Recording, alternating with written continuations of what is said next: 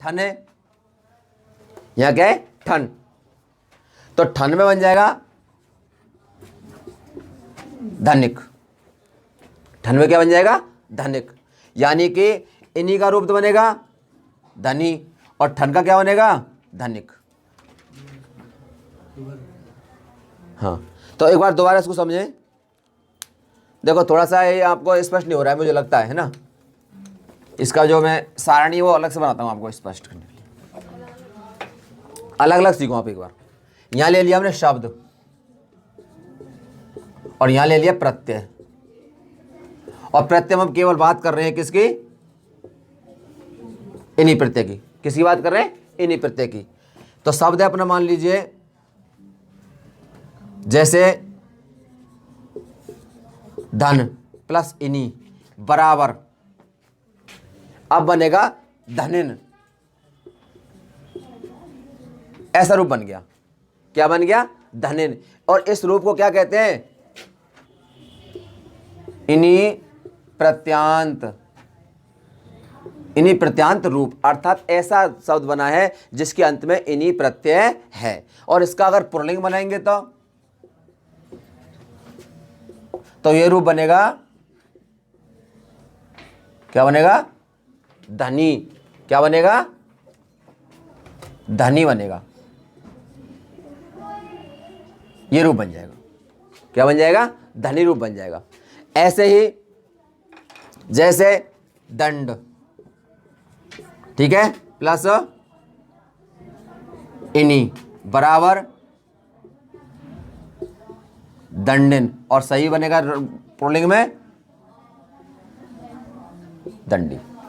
समझ रहे हो बात को, यानी कि जो इन्हीं प्रत्यांत रूप बनता है वो तो बनता है धनिन, दंडिन, सालिन, मालिन, इस प्रकार से। लेकिन जैसे ही उसका पुल्लिंग बनाते हैं तो धनी। अब ये धनी कैसे बना, इसको सुन लो कि इसके लिए क्या करना पड़ता है आपको, इसके लिए क्या करना पड़ता है कि जो ये दंडी बना है ना, आपको मैंने पहले पढ़ाया होगा, शायद ध्यान होगा कि सुबंत प्रत्यय, क्या पढ़ाए थे, सुबंत प्रत्यय। और सुबंत प्रत्यय होते हैं कितने, 21,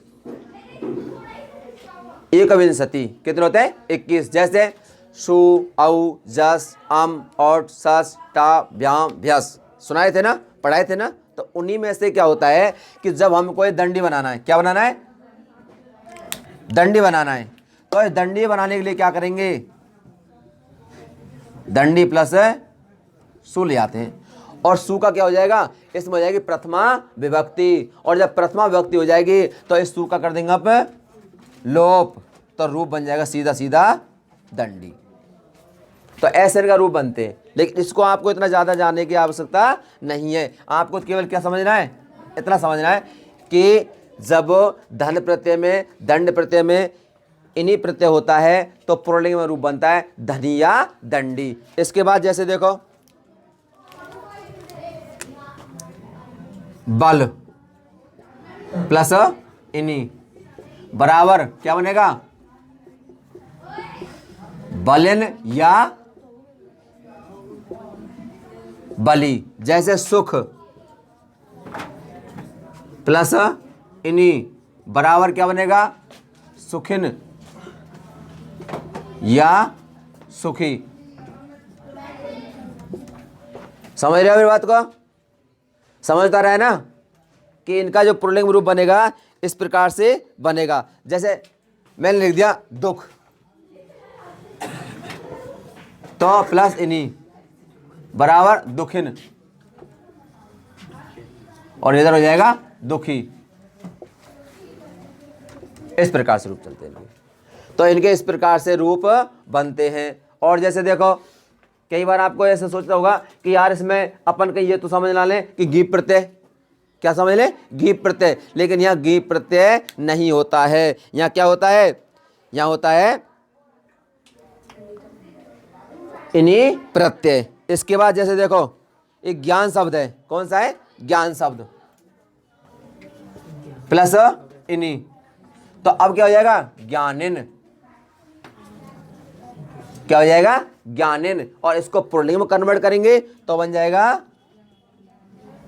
ज्ञानी, क्या बन जाएगा, ज्ञानी। जैसे योग प्लस इनी बराबर क्या बन जाएगा, योगिन, और इसमें बन जाएगा पुल्लिंग में योगी। समझ आ रहा नहीं आ रहा है? तो हमें इस प्रकार से समझना है, ऐसे रूप इस प्रकार से चलते हैं। ये होता है अपना इन्हीं प्रत्यय का सिस्टम, इन्हीं प्रत्यय का। अब अपन बात करते हैं ठन प्रत्यय की। किसकी बात करते हैं, ठन प्रत्यय की। ये नोट करो पहले आप। समझ आ रहा है नहीं आ रहा, आ रहा है ना? चलिए तो ये नोट करिएगा। इसके बाद अपन करते हैं ठन प्रत्यय का प्रयोग। ये नोट कर लो पहले।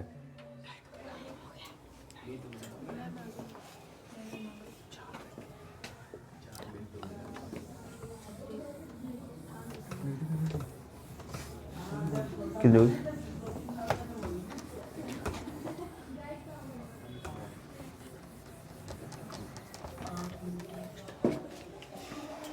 अब देखो, यह है अपना एक दूसरा प्रत्यय है, उसका नाम है यहां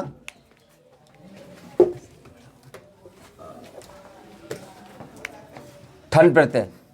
कौन सा है, ठन। और इसको क्या आदेश हो जाता है, एक हो जाता है। ठन को क्या होता है, एक हो जाता है। बस इसमें कुछ नहीं करना है आपको, बिल्कुल नॉर्मल है ये। इसमें आपको बिल्कुल ज्यादा दिमाग नहीं लगाना है। कैसे, जैसे देखो वही शब्द आएंगे टोटल। जैसे धन प्लस ठन प्रत्यय बराबर क्या हो जाएगा, धनिक।